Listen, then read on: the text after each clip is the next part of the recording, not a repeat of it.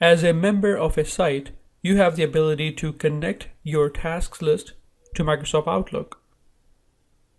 After navigating to the tasks list, click on the List tab and click on Connect to Outlook. This will ask your permission.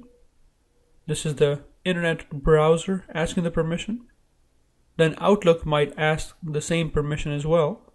Once you allow that permission and provide the appropriate credentials,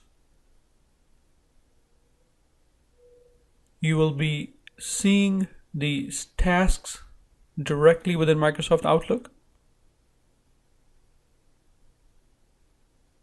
You can go ahead and manage these tasks as well by creating new tasks or managing existing tasks.